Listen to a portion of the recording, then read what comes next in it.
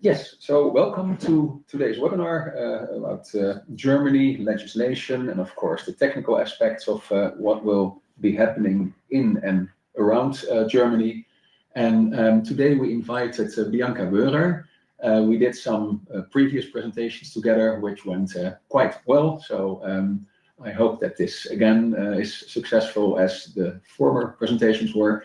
Bianca is with the Norm Committee. Of course, she can introduce herself further, but experienced in Germany, and I'm really glad that you're here, Bianca. We first have a few slides that Bianca prepared, and afterwards I will tell you a bit about Storecove and the solution we offer. Bianca, please take it away. Thank you very much. Thank you for having me again, Dolf, as you've already mentioned. Yes, my name is Bianca Wöhrer. I'm based in Austria, Vienna, and I'm quite into the e-invoicing and DRR topic for some time now. And my background is I am a tax advisor in Austria and also lecturing on a Viennese university. And Dolf, if you are okay, I would just go right about my presentation. Perfect. Perfect. So with my presentation today, I would like to give you an overview on the legislation of both the German and the European visa package, but to put it in the context of also what can be strategic consequences when it comes to choosing e-invoicing software resulting from both packages. So always shedding a light on the perspective of both the German legislation and of course also the visa EU intra-community transaction perspective. So let's start off with the German legislation package, the Growth Opportunities Act. And this simplified illustration shows in a first step the introduction of the receiving obligation.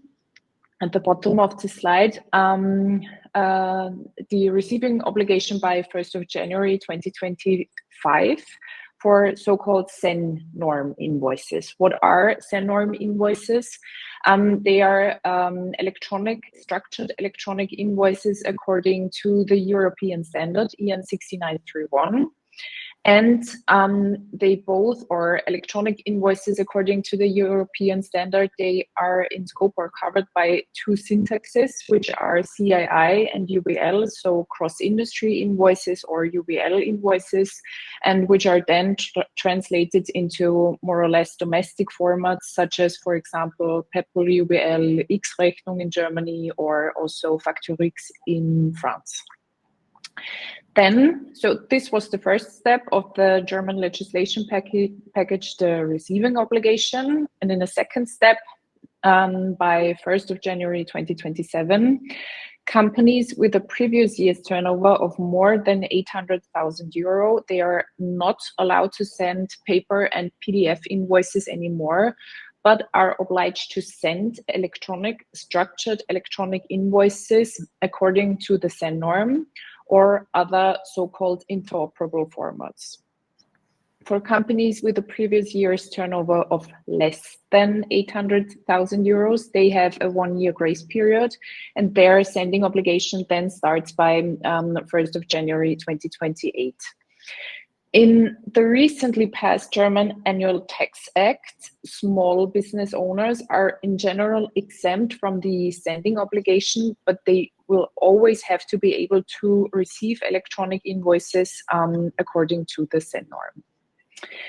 And then in a second step, it is already clearly stated in the letter of the Ministry of Finance from October 2024 that a transactional tax reporting obligation for domestic transactions will be implemented by the earliest of 2028, but with VIDA now being published and so on and so forth, I think it is going to be implemented. Domestic DRR will be implemented not sooner than 2030, but let's see how the German legislator is going to come about the domestic DRR obligation. And With this overview, I would like to now delve into some of the strategic issues that arise, in particular in connection from the German legislation package in connection with the VIDA package, and also address some key aspects of VIDA. And I have therefore identified 5 main topics, which from my perspective play a crucial role in terms of e-invoicing, both on a domestic level, on a domestic German level, but also on a VIDA cross-border level, with VIDA entering into force by July 2030. So the first crucial topic from my perspective is invoicing deadlines.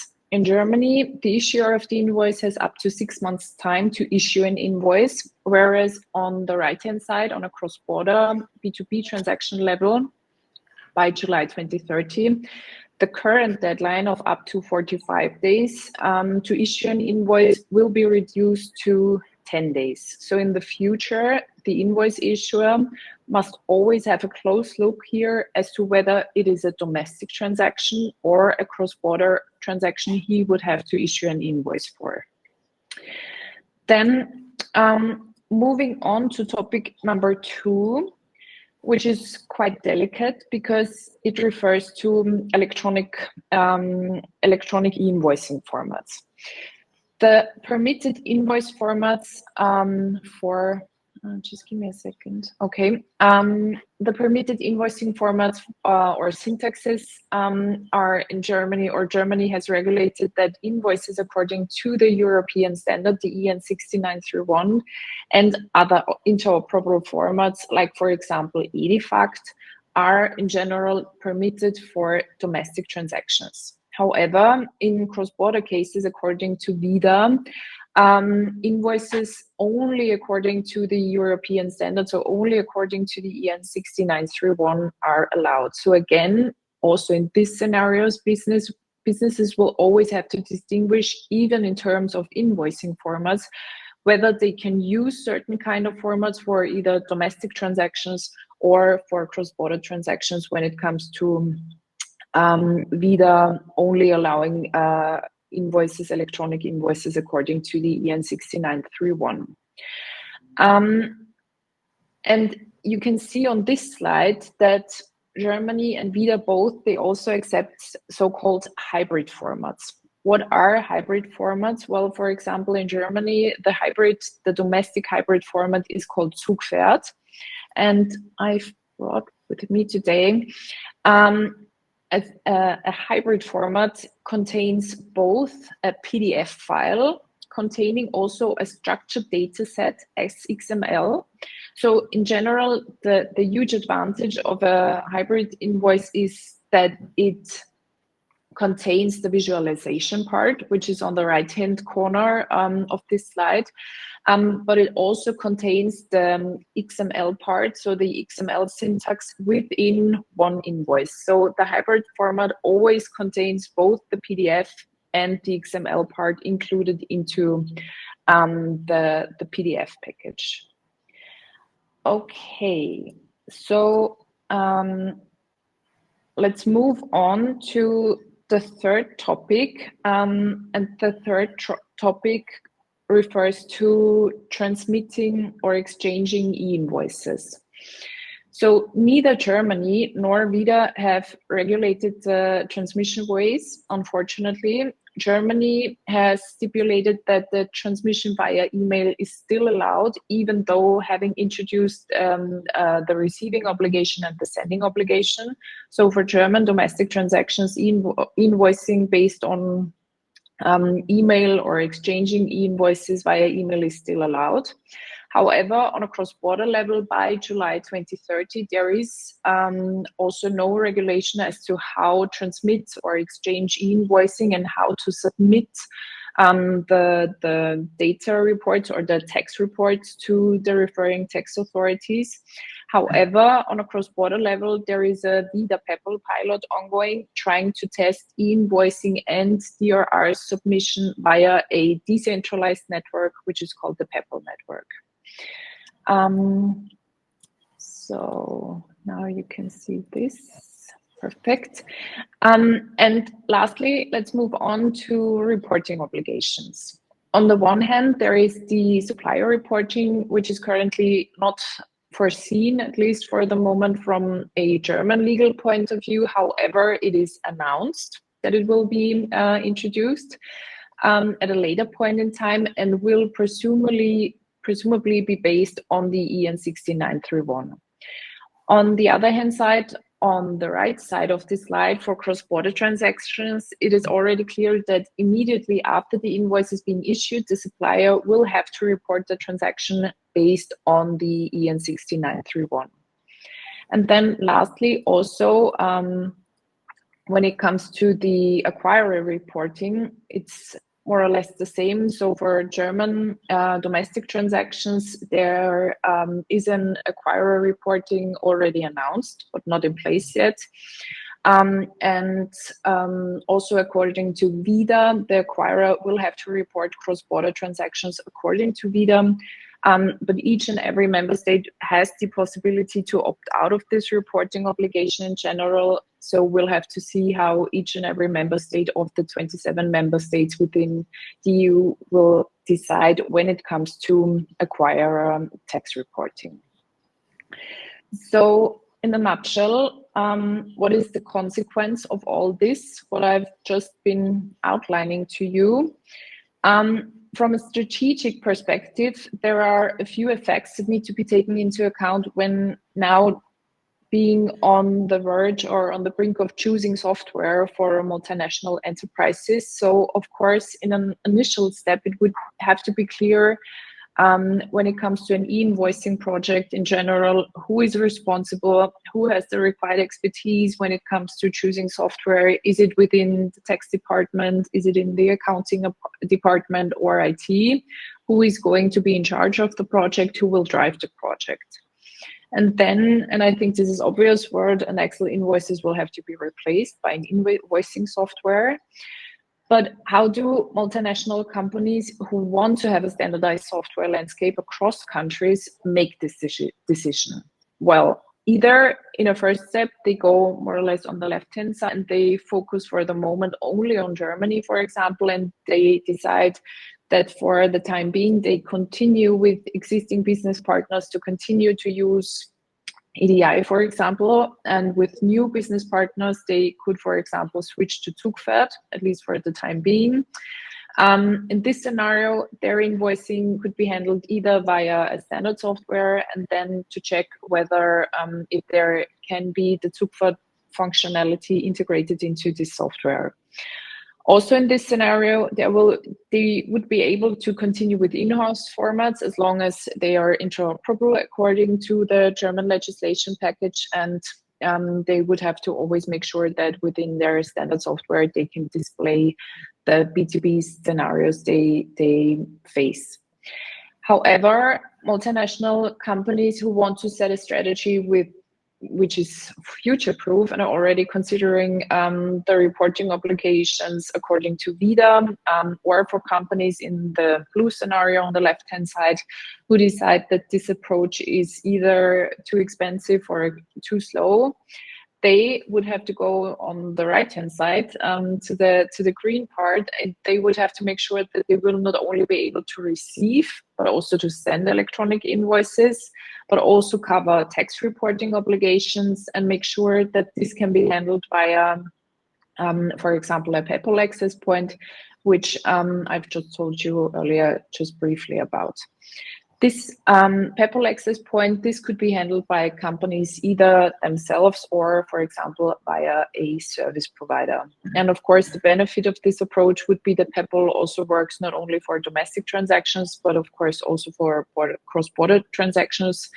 And by this, they would make sure that they are not only connected to their business partners, but also to the referring tax authorities in various countries. So there is a huge benefit using decentralized networks, such as, for example, PEPAL. I know this has now been a lot of information for a Tuesday afternoon, but I've tried to cover the most important topics from my perspective on both packages, so you're all hopefully you are all set and are now clear and ready to have a strategy for your e-invoicing and DRR obligations to fulfill. Thank you so much, Bianca. That was very clear. Of course, I heard this before, but your presentation was even better than last time. I would like to ask you to just stay until the end of the presentation so that people can ask questions specifically to you. Of course. They will be in the chat, so thank you so much. And now we'll get to the parts about Storecove and how we help companies connect to the Peppol network and how we can help them be compliant in Germany. So here you see the big wave, and this is the wave of the mandates. And of course, we haven't heard about a real mandate in Germany. They are lighter mandates, especially with the different Bundesländer. But as also around Germany, many countries start with Peppol mandates and reporting mandates that will have a certain effect on Germany too, absolutely. Here you see the offices that Storecove has. And of course, talking about VIDA, VET in the digital age, the guideline that stipulates that tax authorities will have to report to a central hub at the end of the period until 2030. So that's all moving towards reporting and more adoption of the Peppol network.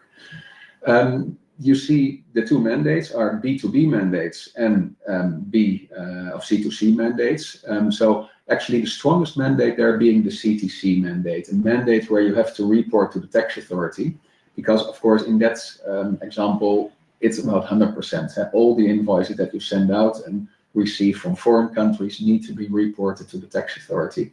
So that's quite strict. And what you see in Belgium, for instance, at the moment, 1st of January 26, there will be an introduction to connect to the Peppol network, both on the sending and receiving side. But yeah, I'm not sure about the percentage. I estimate that's 50-60% at this moment. And so you see that mandate is less strict, but towards beginning of 2028, Belgium will be more strict because then they will have a CTC mandate. And what you see here is Peppol and DBNA. And DBNA is the North American open exchange network. So Peppol is mainly used in Europe and Asia, and DBNA in North America, where absolutely there's no mandate. There's different governance also of the networks. DBNA is industry-led, meaning that service providers and US companies determine the direction, and Peppol is more government-led. So every country has a Peppol authority, and they stipulate, just like COSIT in Germany, they stipulate what identifiers are being used, what formats are being used. And the Peppol authorities also govern the service providers. So they tell service providers, for instance, in the near future, that you need to be ISO certified 27001. Open exchange networks, four-corner models. Four-corner means you have a sender, a receiver, and you have a sending access point and a receiving access point. And in between is the network. So to the left, you see DBNA, right, you see Peppol. And this is the setup of a network. It's comparable to a telephone network where you also have providers to which you connect. You get your identifier, there being a telephone number, here being, for instance, a VAT number. And you can reach everyone, and everyone can reach you. And the tax authority in all the models is called the fifth corner. So whenever you hear about fifth corner, that's about the tax authority and the reporting. And the special thing about these open exchange networks, what makes them so different from closed networks, is the dynamic lookup, meaning that technically, when you send an invoice, you can ask the network, is this recipient present? And if so, where is it situated? So when you send an invoice that contains an identifier of a Japanese company, and the receiving service provider in Japan will answer, yes, it's with me, please send it along. And the receiving service provider can also tell you what format they need. So that's a special thing you can do as service provider. You can make sure that you always deliver the right formats.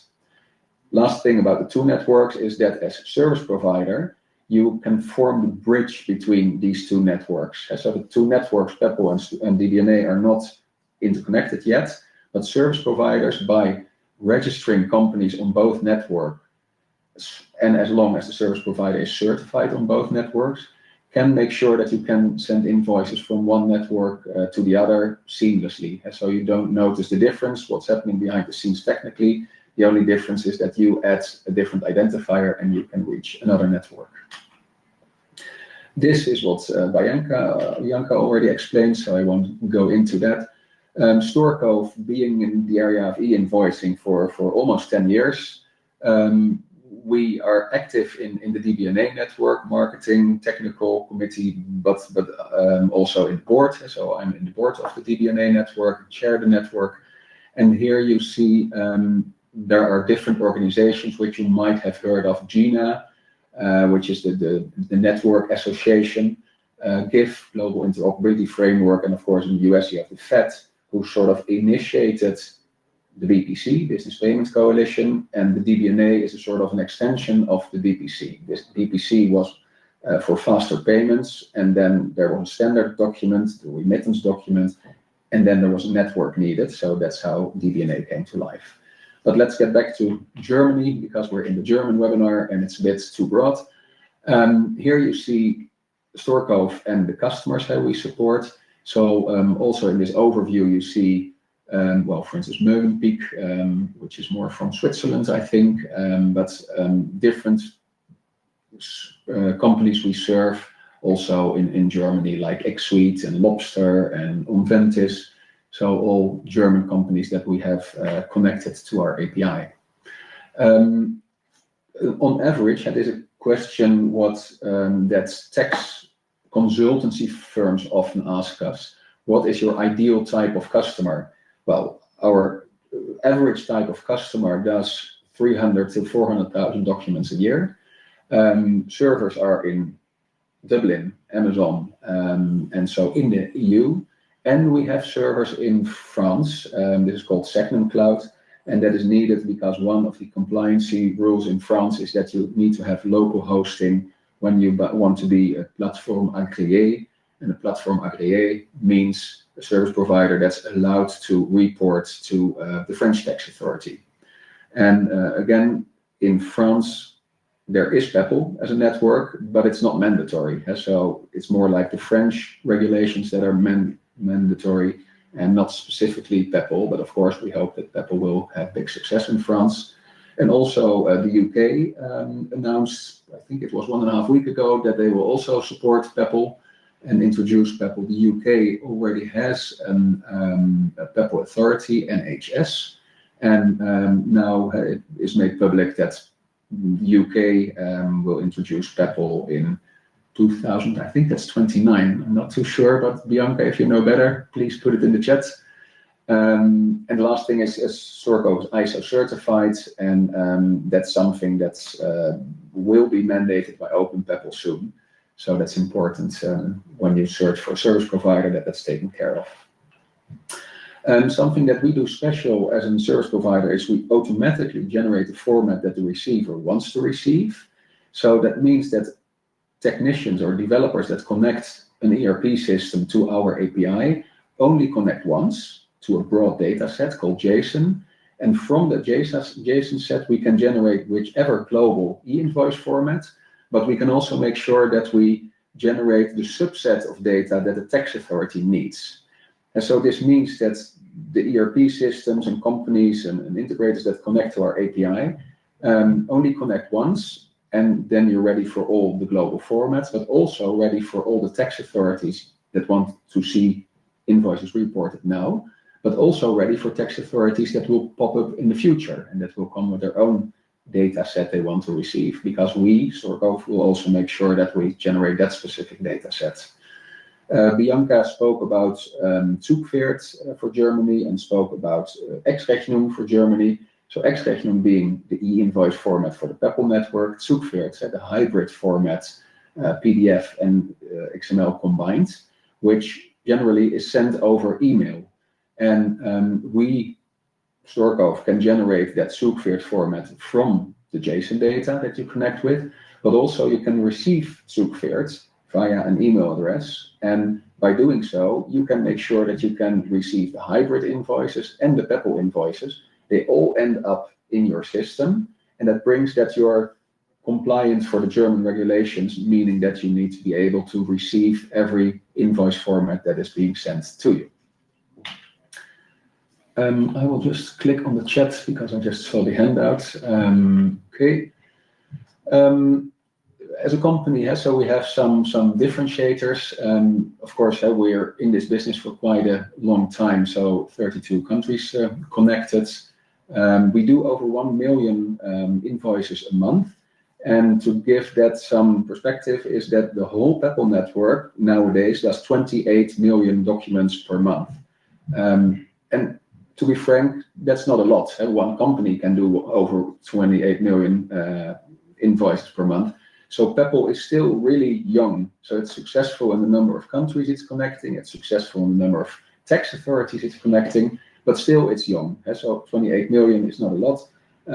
With this, I think Storecove is at 3.6% of all the invoices that Peppol does. And that's, of course, because we are in this business for a longer time.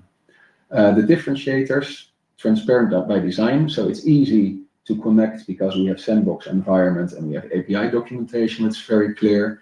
Seamless self-service is around the dashboard that we offer. So this is mainly for the usage where you can find document downloads, archiving, tracking of the invoice trail, all sorts of details that you're used to find in a dashboard.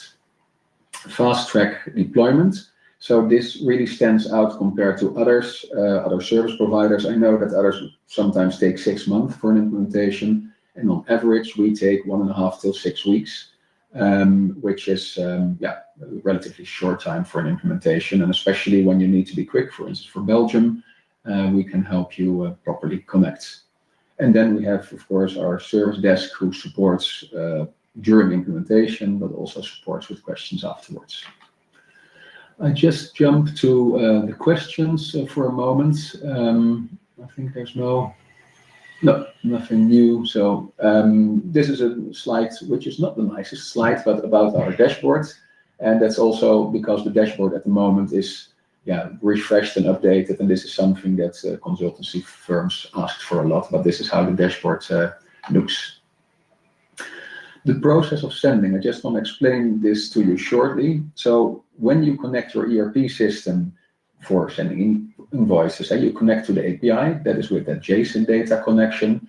Then when you send an invoice, based on the location where the entity is situated, you might need to report to the tax authority. That's at C2C, what you see there. If that's the case, for instance, in Romania, then the invoice is first sent to the tax authority. You will get a certificate or a QR code, and only included that certificate or QR code, you're allowed to send it, and then we send it via the Peppol or the DBNA network. Or if we can't reach the recipient that's in the invoice via the networks, alternatively, we send via email. And so that means that when you send, you need to add an identifier like a VAT number or an email, fallback email address, so that we can always deliver. And here you see that we can also deliver zoekveert, the hybrid format email, but Facture X in France is also in hybrid format, so that's what we all also are able to deliver. And then you see the archiving API. Some countries have compliant archiving, like France and Italy, so you really need to use a local archiving tool. But here you see we also offer archiving because everything our customers do is API connected, so two-way communication, and via webhooks you can get notifications. This actually, the archiving API is also a webhook where you can retrieve the document like it was finally delivered. And so because at the beginning of sending, you don't know what format you're going to generate, depending on the country, but you can retrieve that document like it was originally delivered and store that in your own system. So that's a two-way communication way of archiving, and which is what our customers use a lot. Here you see the same flow for receiving. The only difference here is that you see the archiving API, and here that's being used to retrieve the original document like it was sent to you. And again, for archiving reasons and storage for compliance regulations.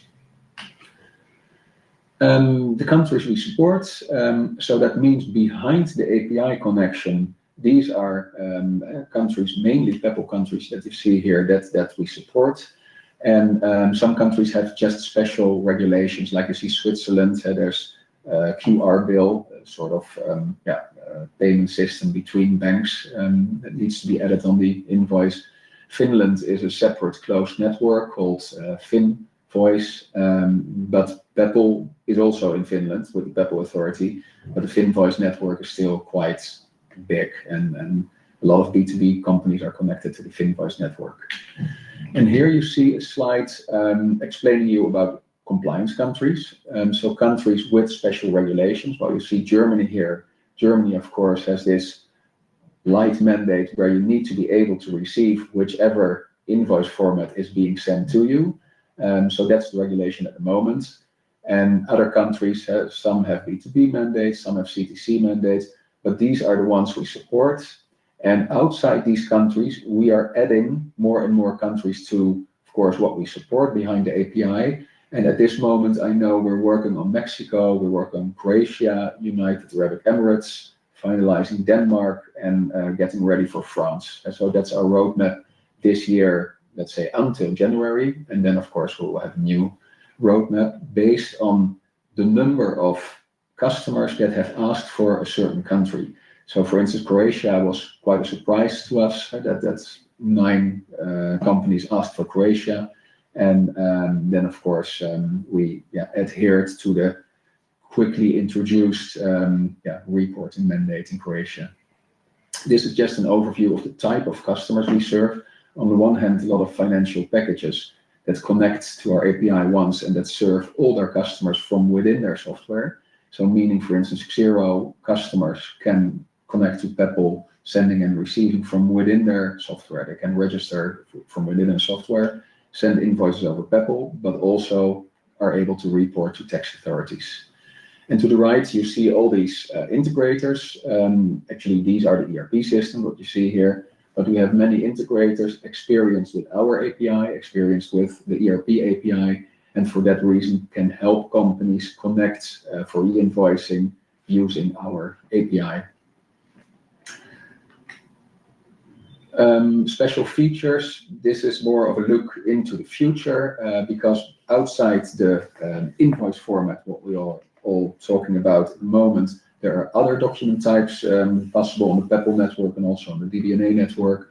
So document types like orders, invoice response are also supported, and even other documents like advanced shipping notes. And so if you have special documents, let us know, and then we can maybe support you with that specific document type over the network. Invoice response is special in the sense that means that you get managerial information from the receiver. So when you send an invoice, it could be that within a few seconds you hear that it was received, but you can also receive deeper responses like set for payment or authorized or paid. And that's interesting information to receive from what you sent. Certification under your own name is something for financial systems because lists are becoming more important. For instance, a list that shows that you're certified, a list in France that shows that your PDP of PA is called now, Platform APA, or for instance, a list in Belgium, BOSA, that you're with one of the certified Belgian providers. And so these lists are important, and certification is something we help with to make sure that financial systems appear on these lists. Finvoice we discussed and pre-agreed. I have a slide on in a moment and will explain you later. This is just to show you more technically about how APIs are connected. So it's the ERP system, the customer on the one hand, and it's the Storecove API. And in between, you always need an in-house developer or you need an integrator that can help connect it to APIs so that developer should have experience with RESTful JSON. And here you see, of course, the countries that we, and that's Storecove support, PEPL as a network, DBNA as a network, then all these countries you see here, and what's upcoming, Emirates, France, Mexico, and Denmark, and also Croatia, which is not in this picture, but should be added to that. And this is a more complex because the networks, PEPL and DBNA, worked with networked communication, meaning that when you send an invoice, everyone on the network speaks that same language, and that means you're able to deliver that invoice to everyone on the network. So that's network. It's one to all and all to one. So once you connect, you can reach everyone, and the other way around, everyone can reach you. But there are other flows of invoices, and this is now being tested in parallel, both on the Peppol network and the DBNA network. So on the Peppol network, it's called Enhanced B2B. On the DBNA network, it's called Pre-Agreed. And what this brings is that you'll have a pre-agreed possibility. So parallel to networked, so it's, I would say, a new experiment, because even Peppol is not fully ready and doesn't have cases yet. But what it brings is that you can sort of put a document type in an envelope. So that could be Zugpferd, that could be Edifact, that could be X12 in the US, and you can transport it point to point. So that means as long as you have an agreement with your business partner, you can in the future use these open exchange networks also for delivering a document type to just one counterpart, point to point, with who you agreed on the format that you're going to deliver. So this is really interesting because EDI has really large volumes. X12 has large volumes. In the US, it's PIDEX. Well, Zugpferd is a standard that could be enveloped and could be sent as a pre-agreed or enhanced B2B model in Peppol. So this new tryout of both networks is quite interesting, because I told you 28 million documents per month. That's not a lot. And if you start with this parallel model, that brings that you can bring larger invoice flows to the network. And then as soon as some document type, for instance, Zugpferd, becomes really popular on the network, you could always decide to make a syntax out of it, which is the networked way of working. And so then you already have the customers on the network, the service providers. They successfully work in pre-agreed model, and once one document type becomes successful, it could be tilted to the network model. This might be a bit complex, but it is interesting also, especially for Germany, because there's a lot of EDI in Germany, and this could be a solution for a lot of EDI service providers to make their first steps towards the network. Last slide, good for you. So this is what you have when you connect to the Storecove API. It's just one connection. You connect to both networks. You can support the hybrid formats, which you see on the left. And most important, you're VIDA compliant. You're VIDA ready, because we automatically generate the specific subsets that tax authorities need. So one connection, and you're ready for the upcoming e-invoicing mandates all around the globe. Here you see, feel free to send me an email. So here's my email address. Please do so. Happy to answer your questions or to be in contact. That's it for today. Bianca, I want to thank you so much, of course, for your attendance and giving that clear presentation. And yeah, I hope everyone got some information from this presentation that they needed, and hope to see you soon at one of the conferences around e-invoicing. Thank you very much. Bianca, something you want to say to the listeners? No, thank you for having me again, and well, see you next time, hopefully. Absolutely. Thank you so much. Bye. And bye, everyone.